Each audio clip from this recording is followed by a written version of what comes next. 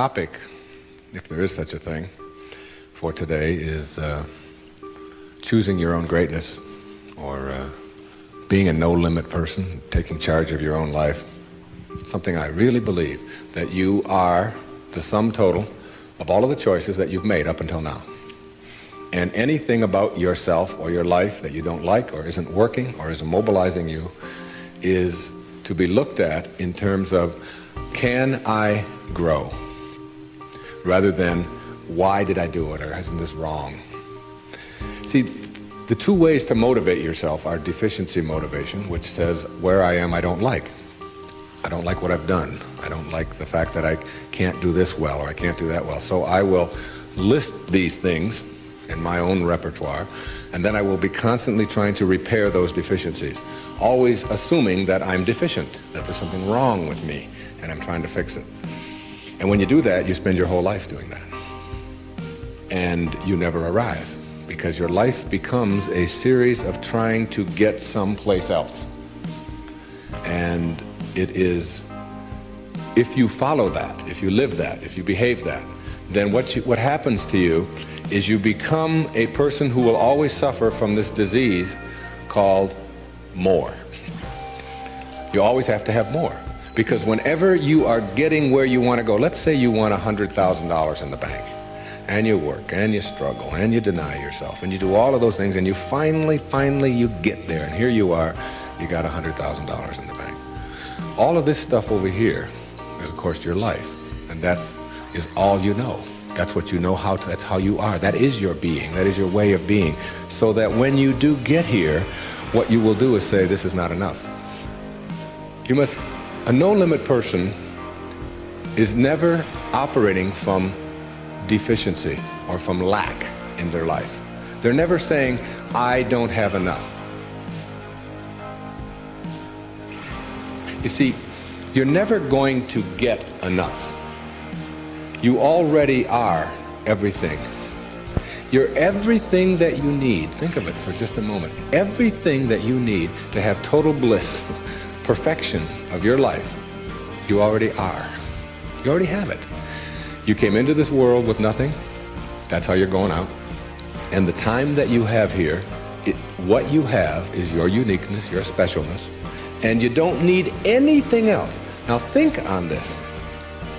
If you don't know how to appreciate what you have and where you are in your life, you don't need anything else. Because if you do get something else, you won't know how to appreciate that either. You'll just want more. Or you'll want it to be different. Or you'll want it to be the way it used to be. Or you'll want someone else to be the way you think they should be. Successful people, or no-limit people, or self-actualizing people, or inner-directed people, whatever labels that have been put on them by great thinkers and philosophers and therapists and people that have looked at human beings, these kinds of people are people who always have enough. There are some people, if you invite them over and you say, you know, I'd like you to come over tonight, and I'd like you to stay over if you can, instead of having to drive back. And they'll say, well, can you stay? And I say, well, I don't know if I can stay or not. Well, you could sleep on the cot. Oh, no, I could never sleep on the cot. I can't sleep on cots. I got a sciatica, don't you know? And I have back pain, and cots, no, that's out of the question. I couldn't sleep on a cot. And what about breakfast? Well, we don't have any food, but we have some old grapefruit that are in the refrigerator. They have a few spots on them. Oh, no, I could never eat grapefruit. And spots? No, thanks. I can't eat grapefruit spots. I just couldn't do that. You know. And these are people who never have enough. They are not able to be flexible and to change. And there are other people, if you say, would you like to sleep over? We got a place in the sewer. Hey, that'd be great. I can handle that. No problem. I slept there before. It's all right. And all we have is grapefruit. Oh, I love grapefruit. Well, we've got spots on them. Oh, I really like grapefruit spots. Those are terrific. I'll go for those. There are some people who can handle anything, not because their circumstances are different. You see, your circumstances have very little to do with your fulfillment in life. Very little. It's how you're approaching your circumstances. It's your attitude towards your circumstances that make all the difference in the world. And taking what you are and accepting it. This is a little advertisement that was in the Detroit Free Press for last September. I was giving a speech at the Unity Church of Today in Detroit, and it says, Dr. Wayne Dyer will talk about your inner child and how to deal effectively with problems in all relationships. And it was a real nice ad, you can see that. Then on top of the ad, in the same paper, there's another ad. And the ad says, face it.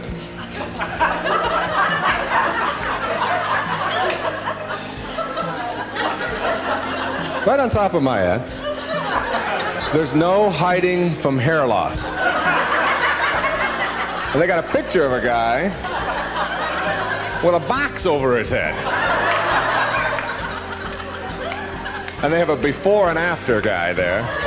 And the after guy looks like he's just found fulfillment. And it says, you can't run and you can't hide. Hair loss is a problem, and unless you take action, it will continue. Now, we've got to look at this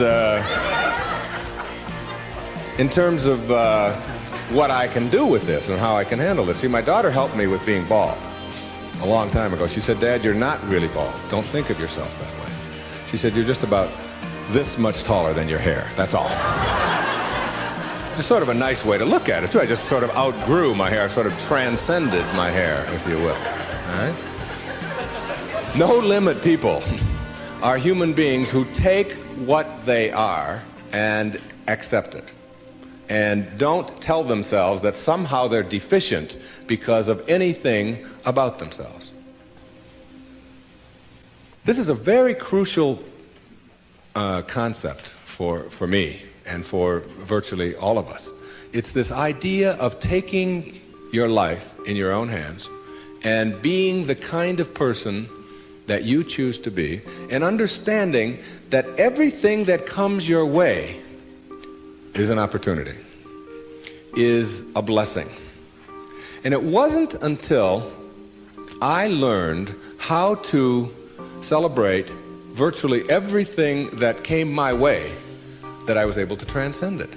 You see, everything that was given to us by God, whatever that is perfect.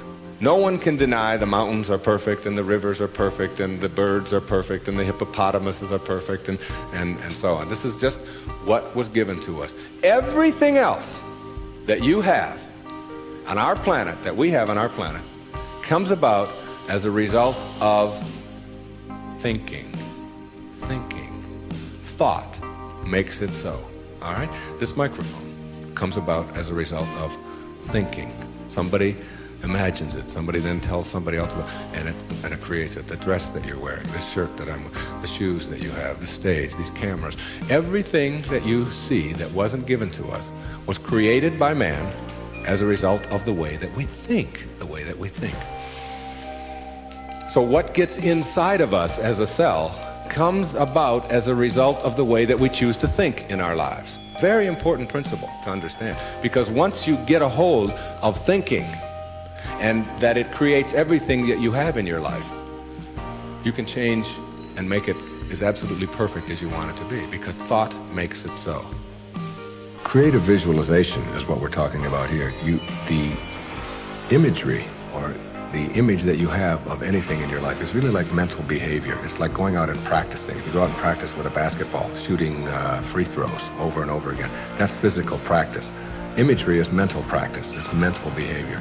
When you have an image that you can succeed at something, when you have an image that you can do it rather than that you can't do it, when you get into your car and you have an image that you're going to find a parking place rather than that there'll be no place to park, so you're not looking for no place to park, you will start acting on the image that you have, very much like you will start acting on the practice that you have when you're shooting baskets, or when you're hitting a forehand, or working on your soup, or anything else that you're doing. Bucky Fuller, who I served with on the Hunger Project Advisory Council for 9 years, who died not too long ago, said that 99% of who you are, you can't touch, you can't see, you can't smell. 99% of you is untouchable, unsmellable, invisible.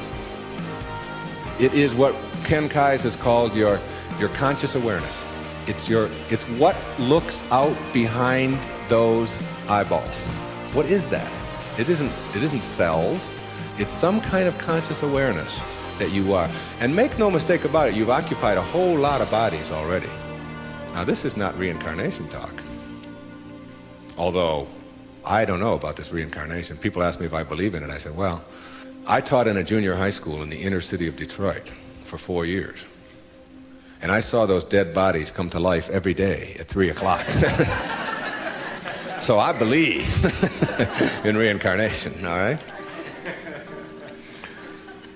Now, if 99% of who you are, you can't touch and you can't feel and you can't smell, then what is it? Who is it? Where are you? What is this thing called your essence or who you are? And where does it go?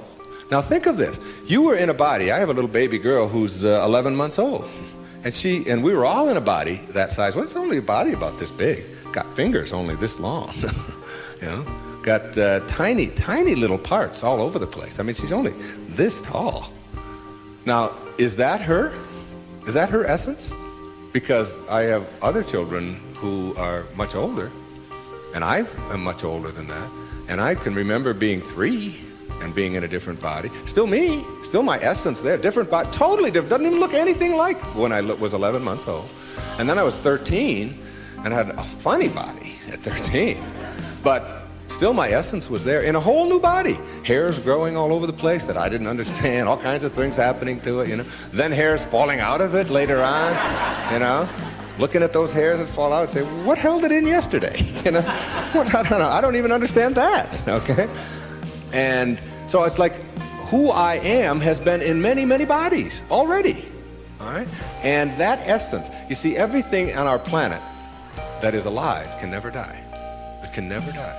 Life doesn't die. It just transforms. It just moves on to new places and new ways of being, new ways of being. And the way of being that is the most transcendent of all is this way that comes from seeing yourself as love and only having that to give away. Only having that to give away. Let's say I were to stand up here in front of you and just visualize for a moment that I have an orange. And I take this orange and I squeeze it as hard as I can squeeze it, okay? What's going to come out? Juice. What kind of juice? Orange. Apple juice, any chance? Once in a while? Come on, now and then. A little mango juice come out of an orange once in a while? No mistakes, right? Never, no matter what. Next question. Everybody passes. These are easy, okay? Why, when you squeeze an orange, as hard as you can squeeze it, does orange juice come out? Because that's, not because it's an orange, because that's what's inside, isn't it? On our planet, when you squeeze something, what comes out of it is what's inside. Not too difficult, all right? Does it matter if your mother squeezes the orange? Does it matter what instrument she uses? Does it matter if you just had your period and then you squeeze an orange? Does it matter if your boss squeezes it? How about if your kids do it? Your kids squeeze it. Does it matter? Does it matter what time of day? Suppose they do it at noon, all right? How about at 4 in the morning? Does that matter? Whenever you squeeze an orange, the only thing you get out is what's inside, right? No arguments. Same thing works for you. Same principle works for you. It's a principle of the universe, all right? Someone squeezes you. That is, someone puts pressure on you. Someone says things about you that you don't like. Someone puts attention on you, whatever. Your boss says something to you that you don't like. And out of you comes anger. And out of you comes hatred. And out of you comes fear. Or out of you comes stress. Or out of you comes tension. Why? Is it because of your boss and the way they squeeze you? Never. Is it because of your mother? I mean, she really can be a pain sometimes, right? Is it because of your children? No. What comes out of you always when someone squeezes you is what's inside. This is the vital principle of being a no-limit person. It's so crucial to get this and understand that. that if you have any hatred in your heart for anyone in this world, or any anger or any fear or any of those things, it has nothing to do with the rest of the world. It only has to do with what you put inside. Now, how does what gets inside of you get there? That's the key. How does it get there? As you think. Only as you think. You see, there's no anger in the world. There's no stress in the world. There's no tension. It's perfect. We've already established. It's perfect place. It works just fine. It's all flowing the way it's supposed to flow. The evidence for it is, it is. That's all the evidence you need. Just look around you. Everything out there is a miracle. Everything, including you. There are no mistakes.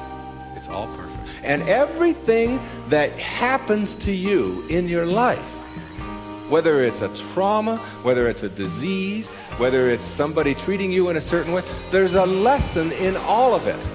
No limit people understand the lesson in life, and therefore celebrate the lessons. It's true. And when you get to that point in your life where you're not cursing the things that come your way and blaming the things that come your way, and particularly blaming it on somebody else, and you hear it all the time. She hurt my feelings. How's that possible? How can anybody hurt your feelings? Your feelings come from your thoughts. No one can hurt your feelings without your consent. No one can make a fool of you without your consent. No one can embarrass you without your consent. These are choices that you have that come from the way that you think. Someone calls you a name. Hey, stupid. And you turn around. I didn't even tell anybody I was coming. How did they know that, all right? And then you blame the person who called you a name, instead of saying, that's just their opinion. That's just where they are. That's where they are on the path. And it's okay. All of you are in relationships, right? Everybody has a relationship of some kind or another. In your relationship, you have any problems? Any of you have a relationship you don't have any problems? I'd like you to take this microphone. I want to sit down and listen to you. Everybody in a relationship has problems, don't they? Right? Now, when you say, I'm in a relationship, I got problems. Therefore, there's something wrong. Something's really wrong, right? Now, if you're in a relationship and you have problems and something is wrong, you got to call in a consultant, right? You got to call in somebody to help you with the problems. You don't want the problems to go on. Who are you going to call in? You only got yourself. That's all you got. You might get a therapist once in a while, but they got worse problems than you do. The only consultant who can help you with your problems is you. And who is that consultant that you're calling in? We've already established that there's something wrong with that person, right? Something wrong. So now you're going to call in a disabled person to deal with your problems in your relationship, right? Now this is a really sick approach to curing your problems. You got somebody who says, we got a problem, you don't talk to me, and I didn't talk to you, and you came home late last week, and this week I called you, and you didn't call, and I was supposed to call you, and then you didn't do it, and how can you do that? Now this is the consultant you're calling. Excuse me, will you come in and help us? I don't know if I can help you or not. I didn't come home. That's the person you got to deal with your problems. All right? Now what you can do is you can change all of that around. You can say, I'm in a relationship. We got problems. There's nothing wrong with that.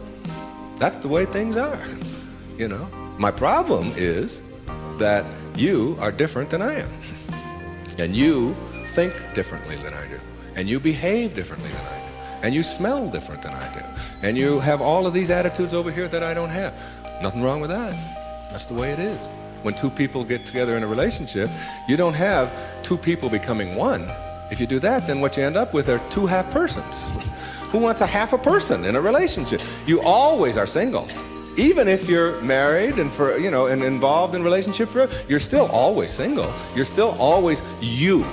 Your unique, special, perfect self that is not trying to love, but who is love, who lives love, who is being love. The same as if you pray to God and say, God, will you please help me with my problems, and want God to do it for you. Never happen. You've got to be God.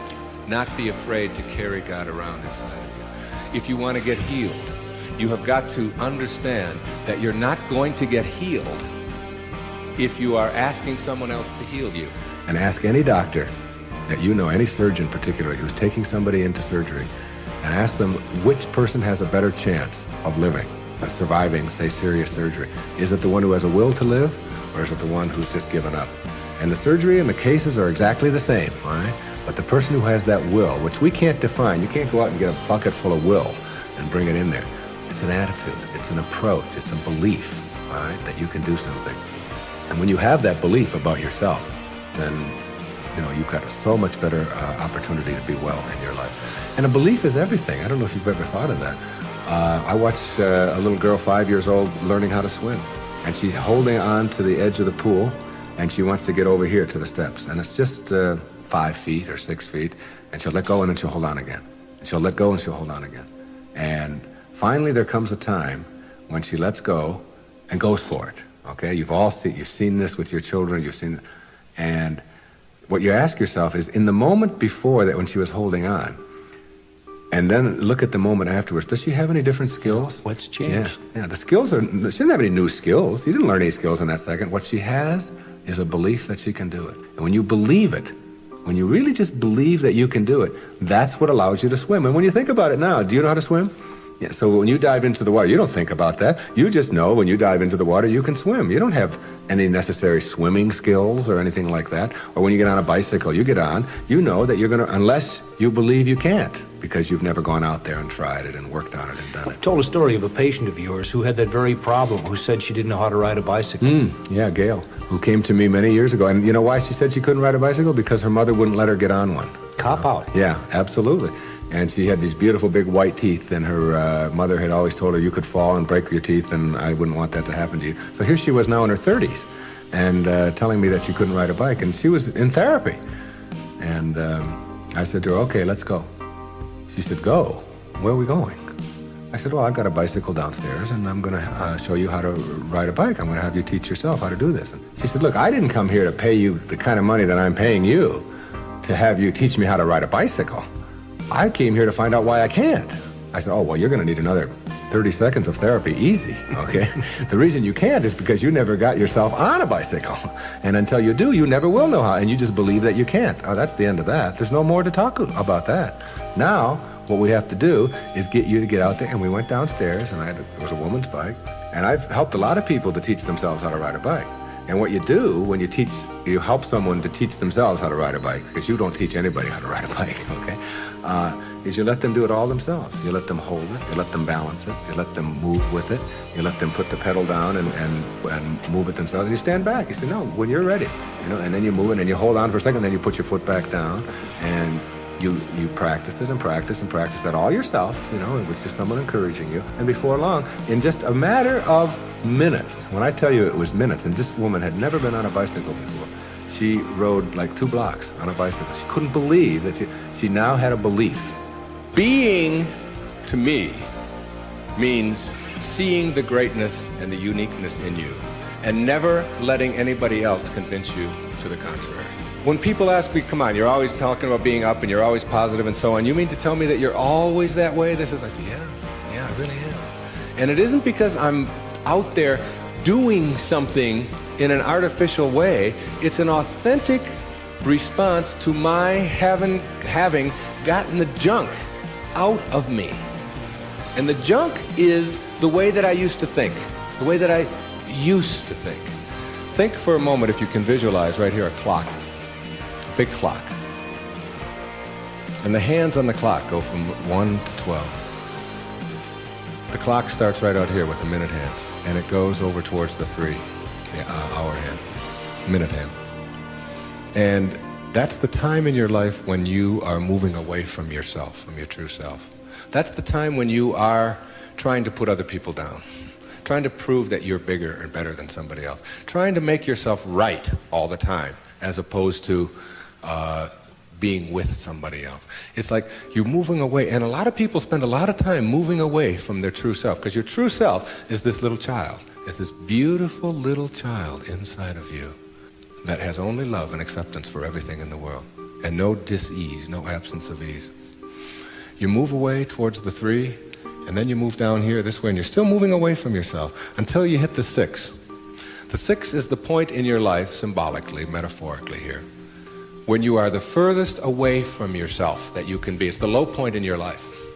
It's the point where many people break down, or many people break down their relationships, or they feel full of despair, they feel full of hatred, whatever it may be. And a lot of people die then. A lot of people are put into hospitals then. A lot of people have to really seek out therapy then, and so on. And when you're at that 6. There's another part of the clock that goes from 6 to 12 that I think of as living in the light. And this is when, and see, this clock hand never can go back. It can't go back. It can only go this way. It only goes this way, as does life. It only goes this way, forward. In this period, this place between 6 and 12, that's when you start coming back to yourself. That's what enlightenment is. That's the pathway to enlightenment. When you send out that stuff that is destroying you, that is killing you in one way or another, and you move yourself back over here, and eventually you get yourself all the way back. This is the light over here. This is the place where you can't go back. You'd be tempted. You might be tempted to steal. You might be tempted to use anger. You might even slip a little bit, and you catch yourself. I can just not too long ago, it was we got a problem with our sprinkler in my home. One of the sprinkler heads is off, and if you ever seen that happen, you get a gusher going up there. And I've been wanting to get that thing replaced for the longest time. And I'm walking out of the bank, and there's a sprinkler head right there in front of the bank. Now, I practically own this bank, okay? So I go there every day, and I do a lot of business with this bank. And I'm looking at this sprinkler head, and I think, all I have to do is just unscrew this thing. It wasn't on or anything. They'll replace it tomorrow morning. It's 98 cents or whatever. So I actually get down there, and I start turning the sprinkler. And then I start thinking, do I want this karma? Do I want to steal? Do I want to take? I know it's only a 99, and if I went into the bank, they'd probably give me one anyway if I asked them. And then I just turned it back. And I said, if I want a sprinkler head, I'll go and buy one for myself. This doesn't belong to me. It was just like a split second of weakness there or whatever. But it illustrated to me that I can't go back there. I could never. And there was a time in my life when I could have done that. I can be absolutely frank with that. I could do that. I can't go back there anymore. That's where you start. That's the place to start. Because when you get all of that out, when that's all gone, and I mean gone, and it only comes about as a result of the way that you think, so it's just changing around your approach to life, the way that you think in life. When that starts to go away, what you become filled up with is what your natural self is, which is this loving, accepting, not fighting the universe, but instead living in it and going with the flow and all of the kinds of cliches that you've heard 1,000 times. That's the metaphor there. And you see, every time you try to go back, can't do it. You can't do it. And the ingredients that make for a no-limit life are 5, in my opinion. The first is quality rather than appearances. You begin to change your thinking from appearances and how things look and how other people view me, okay? Because every time you find yourself upset in life about anything that anyone else has said, what you're really saying is what you think of me is more important than what I think of me, all right? So you change from appearances to what I call quality thinking. Quality. What is the quality of my life rather than how does it appear to others? Now, do you tell yourself that because my friends don't like me, that means there's something wrong with me? No, that's what you have to learn. That another person's opinion is just that. It's their opinion, and that's all it is. Every time you are upset, or your children are upset, because of what somebody else says about them, including their peers, what you are really saying in that moment, and this is really important, what you're saying is, what you think of me is more important than what I think of myself. And you must never give anybody that kind of power and control over you, because they will always have it. The funny part about approval, for those of you who really want it, now I'm here to tell you that I like approval. I enjoy it. I find it one of the most exciting things in the world. I like it when people read my books. I love it when people applaud. I like it when people tell me nice things and all. I like approval. I'm the first one to admit it. What I don't do is I don't need approval. There's a big difference between wanting approval and needing approval. When you need approval, it means you become immobilized when you don't get it, from making other people's opinions more important. Now, for those of you who say, yeah, but I want approval and I need it, and if I don't get it, and so on, then understand this. The people who get the most approval in life are the ones who care the least about it. And the ones who get the least approval are the ones who are always going after it. So if you want approval in this paradoxical way that I'm talking about it, stop needing it. Stop concerning yourself about it. Ask yourself, who gets the most approval in life? Think of the person that gets the most approval, and you'll see that that person couldn't care less what other people are thinking. They're so busy being, they don't have time to notice what their neighbors are doing.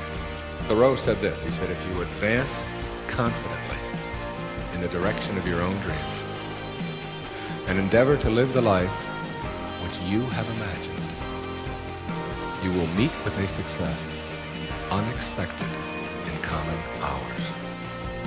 What that means is that success is not something that you can get in life. Success is an inner process. Success is something that you bring to everything you do in your life. It isn't something you get out of what you do.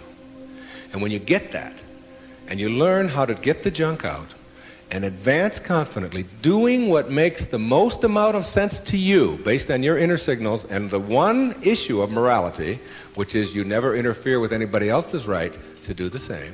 Each person has their own right to advance confidently in the direction of their own dreams. And when you violate that, you're violating the principle of the universe, the essence of the universe, which is cooperation and harmony. Then success will begin to chase you. And it will come into your life and arrive in your life in amounts that you never dreamt of before. That you never dreamt of. Things will start happening to you that you would never imagine before. I'm working on a book right now that's going to be called You'll See It When You Believe It. And when you start believing in some of these principles, you'll start seeing things that you were blind to for so long. When you were back here in the 2 and the 3 and the 4 and the 5, when you were moving away from yourself, as long as you're moving back towards your universal essence, your harmony with yourself, your cooperation with the rest, things will start happening in ways that you never dreamt of. Jung called it synchronicity. And it's a term that we use to explain how unexplainable coincidences sort of happen in our life. And how come these things happen? I'm going to share a couple of those with you before we leave. The quality versus appearance in your life means that you get that inner candle flame working in a way that gives you quality, independent of what other people think of you. Maslow, in defining self-actualizing, no-limit people, said they are independent of the good opinion of other people. Of the good opinion of other people. Independent of it. They're so busy advancing confidently, doing the things that make sense, and bringing success to changing their baby's diaper, and bringing success to weeding their garden, and bringing it to the job. They bring it on the airplane so that when they run into somebody who is rude to them, a stewardess that is rude, they don't see it as an attack on them. It's just where they are, and they send them love. Help them a little bit, you know. They're kind. When somebody wants to get in on the freeway, and they're one old temptation when they were on the 1 to the 6 side was to say, oh yeah, nobody's getting in front of me, I'm getting there first. It's like they slow down a little bit. They don't have all that type A stuff of having to beat somebody else and having to defeat somebody. It's a new way of being. It's a way of quality where your harmony allows you to cooperate, and you are a part of what this whole thing is about. New way of being, quality rather than appearances. Another new way of being, very important. Living your life on ethics rather than rules. Ethics rather than rules. All these rules, all these ways of having to do things, somebody else dictates to them. Do you know that some of the most immoral acts in the world have been perpetrated in the name of the rules. These are the laws. What do you think Nazi Germany was all about? Everybody doing all these horrible things to other people. I'm only doing my job, was the defense we all heard at Nuremberg. I was just doing my job. If it's an immoral rule, it's immoral to obey it. And self-actualizing people, as Maslow tells us, have rules inside of them that they could never obey, never disobey, ever. And they have to do with ethics, how you treat people. How do you think we get to where we are now? You know who Rosa Parks was? The woman in the South, the black woman in the South who said, not today, I'm not going to the back today, no way. I know what the rules are. The rules were all over the place. If you needed a reminder, there were signs every place, colored in the back, white in the front. And she said, no, I'm sitting here. And that made all the difference. Ethics, not rules. When your children start disobeying rules that need to be disobeyed, don't be surprised. When I was in the service, they had a policy on Guam, where I was stationed, which would not allow the Guamanian civilians to shop in the PXs and the Navy exchanges. But they did allow all other civilians to shop in the Navy exchanges and PXs. But if you were Guamanian, that is, if your skin was dark and your eyes were shaped a little different, then you couldn't. A clear, outright violation. I was a serviceman. I was in the Navy. I was a communications cryptographer. They had a newspaper in the Guam Daily News, and it said, an invitation to speak your mind. There was a letter writing contest. And they offered $75 to the first prize winner. $75? This was 1961. That was a fortune to me. That was a month's pay in the Navy at that time, almost. So I entered the contest, and I knew I would win it. I had already written a novel at that time. A whole novel I'd written while I was on Guam. I knew it wasn't going to be a contest. I felt sorry for the other people entering it. I knew I was going to win it. Unfortunately, I didn't realize that when you're in the service, and you have an opinion, and you don't submit it to the chain of command, that you can be court-martialed for that. So the headlines on next week's Guam Daily News were, U.S. sailor assails policy of discrimination. Big, hot stuff, all right? And I was called before a Vice Admiral, Commander Naval Forces Marianas Islands, and threatened with a court-martial because I had disobeyed the rules, even though the rule was immoral. There are lots of them like that. And when I went in and they threatened me with a court-martial, I told them this was my battle plan. They didn't have Xerox machines in those days, so I had to get a lot of carbon paper. I wrote a letter to President John F. Kennedy, and I wrote a letter to the Secretary of the Navy, and I wrote a letter, my hometown was Detroit, I wrote a letter to the Detroit News and a letter to the Detroit Free Press, telling them what was happening to me as a result of just expressing my opinion about an immoral act that was going on over here on Guam. And I showed the Naval Vice Admiral my letters right there. I said, I've only sent the one to the President and the Secretary of the Navy. These letters go to the newspapers across the country. There was one there to the New York Times as well, the Los Angeles Times. It was, and I just spread them out before him. I said, if you court-martial me or punish me in any way for this, then what's going to happen is the world is going to find out about this policy. And I'm prepared. I'm ready. I can handle it. And I was 20 years old at the time, or 21. Not only did I get a blessing from that, because all things come in blessings for you, I got out 90 days early. And they stamped on my record, P.I., because the President took it up and sent it to the Secretary. Must have. And I never heard from him, but the P.I. on your record means political influence. And they don't like anybody with political influence in the military. And as soon as they saw that, they said, this is somebody we probably will be giving a discharge real soon. There was no court-martial, and in September of 1962, a brand new policy was initiated on Guam, which allowed any civilian to shop in the Navy exchanges.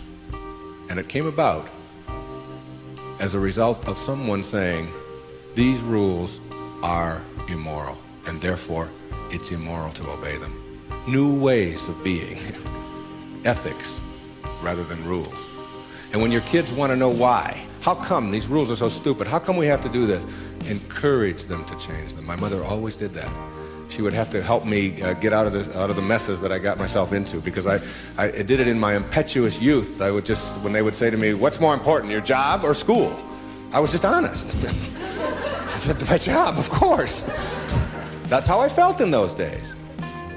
But what you do put out in the world is exactly what's coming back to you.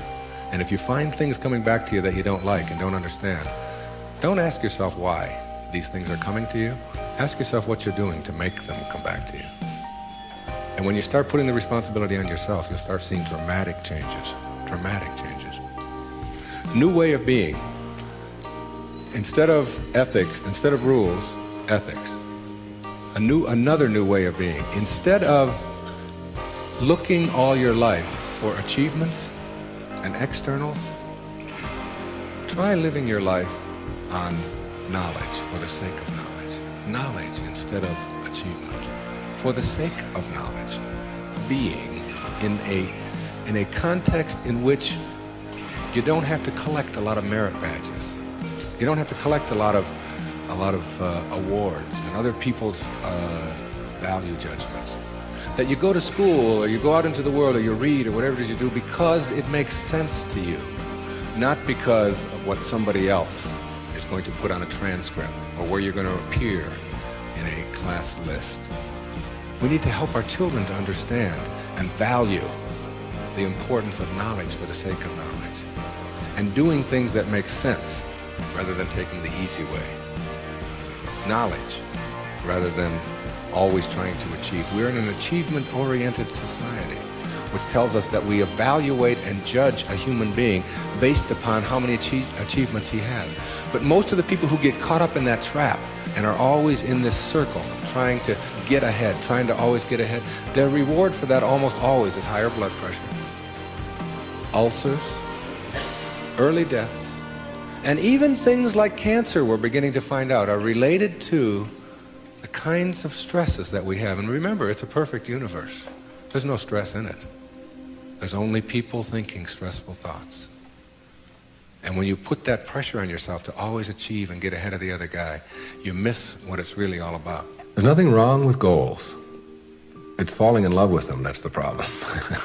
It's not being able to be flexible and alter them. If you have a goal to get here, to get $100,000 in the bank, to get to this promotion, to get 2 cars in your garage, to whatever it is that your goal is, and you're on your way to that, and you're always working at the goal, all of this stuff on your way to the goal is called striving, and that's what you learn, striving. And striving is a very low-level place to be. When you get to your goal, because all you've ever known is striving, you will just always suffer from this disease called more. You will just upgrade your goal to $200,000, 4 cars and 2 houses and another wife and a younger one and all of these kinds of things. If you have a goal and you understand that every step along the way is a present moment to enjoy and to live, then the goal won't become any obsession. I don't have any goals in my life. People ask me, where are you going to be 5 years from now? What are you going to be doing? What's next for you? I remember what Lincoln said, who to me was like the greatest person who ever sat in that White House. He said, I never had a policy. He said, I just tried to do what made the greatest amount of sense each and every day of my life as I sat there as the President of the United States. And I think there's something really significant in that you don't have to get it all planned out and follow a certain pattern and do it a certain way. If you just sort of trust your inner instincts and go with that and live each moment, the goal stuff will all take care of itself. But if you're sacrificing and pushing your life aside and suffering on your way to trying to get someplace, you'll never get there. It will always elude you, because once you get there, you'll just have to upgrade it. And that's because that's all you'll know. Nowness is that purest form of sanity, living in this moment and enjoying it. And all the rest of it will sort of work its way out. Another new way of being for me is to think of yourself in terms of personal authority rather than being an authoritarian. Personal authority. A person who has authority never needs to dominate anyone else, ever. Dominating doesn't become necessary. In business, you can have authority. The people who have the most authority are the ones who listen the most, and the ones who are the most conscientious about what do other people have to say. A person in a relationship who has to dominate somebody else and has to make the other person submissive shows that they don't have authority, because they're getting their power not from within for themselves, but on the basis of who they can control. And that never lasts. That never lasts. The only thing that lasts is having inner power, if you will. Know thyself. That's what Shakespeare said. Know thyself. The more you know yourself, the more you become honest with yourself, honesty becomes just a way of life. No, I don't think the world necessarily does, but you can't run your world. You can't run your world based upon what the rest of the people in the world want or don't want. To me, honesty is like, it's a karma that goes out into the world. How people treat you in the world is their karma. How you react is yours. And when you react to it with dishonesty, that's what you're putting out into the world, dishonesty. And when you put dishonesty out into the world, that's what's going to come back to you, because what goes out is what comes back. That all, as you sow, so shall you reap. I mean, it's in every great institution that there is in the world, whether it's a religion or a philosophy or whatever. What you put out is what comes back. Whatever you plant is what you're going to get back. And the more that you put out honesty, just because it's what you are, because you are being honesty, you're not trying to be honest, you're just being honesty, then that's what will come back to you on a regular basis. And when it doesn't, you'll just see that as another test for you to pass. And finally, a fifth way of being that is new, for me, it has become a way of life. It's called serenity instead of acquisitions. The more you try to acquire, the more you try to get, the more you try to collect in your life and evaluate yourself on the basis of that, the less serenity you're going to have. More is less. It's almost a secret of the universe. Serenity means inner peace. It means that you can find joy in every moment that you have in your life instead of always looking for it. It means that while you are driving along the countryside, and seeing, instead of saying, oh, I'm on my way to this point, that you can open your eyes and see it with new eyes. See the rolling mountains, see the grass, see the deer, see the sky. You can just stop wherever you are in this second, wherever you are, and just look around you, and you can begin to appreciate just your surroundings and your environment. Then you can begin to appreciate the people that are in your life, and even the ones that are negative and you're having the most difficulty with.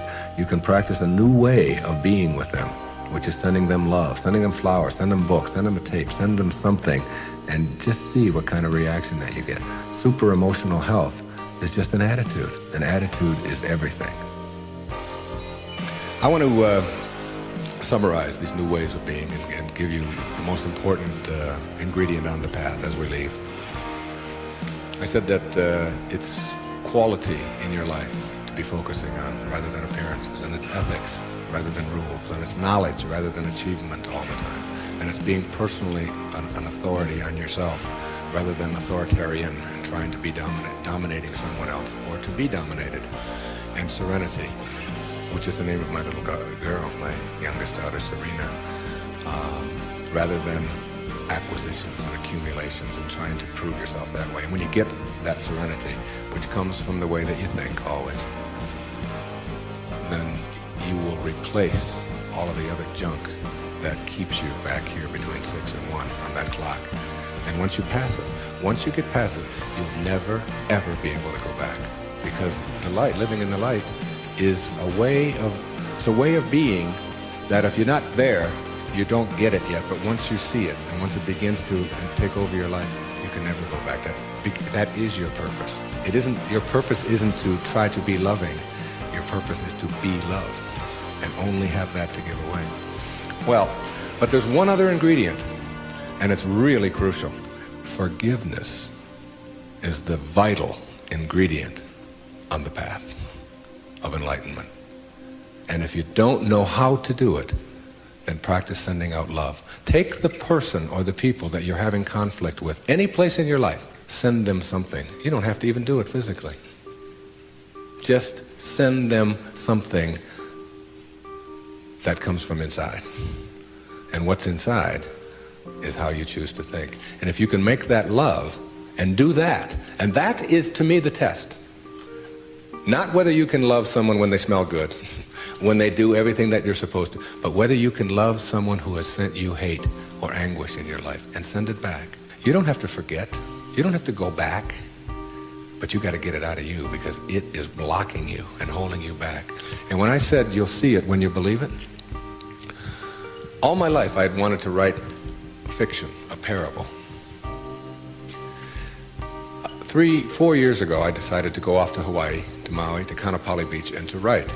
Now, the books that had made the most difference in my life were The Little Prince, Candide, Siddhartha, Jonathan Livingston Seagull, Illusions, Alice Through the Looking Glass, Gulliver's Travels, parables, teaching parables, stories that can tell a message. I went over to Maui, and I sat down on the beach, and I'd been talking about writing this, I'd been talking about doing this, and it was something that... And I have a little girl, and her name is Sky, S-K-Y-E. I decided to reverse the letters in her name, E-Y-K-S, and put an I in there, which symbolizes the self, Icus. And I just created this parable of a woman whose name is Icus, who lives on another planet. The planet is Uranus. And it's a duplicate mirror image of Earth, only Icus can only see things as they are, not as we would like them to be. And therefore people are neurotic on Uranus because they have to be. She gives the anxiety attack report, if you will, because anxiety really does attack over there, and tells about anxiety coming in on the weekends and so on. Well, my visitor in my parable goes to Uranus, meets Icus. She cannot understand, as he describes Earth, why people would be neurotic by choice on Earth.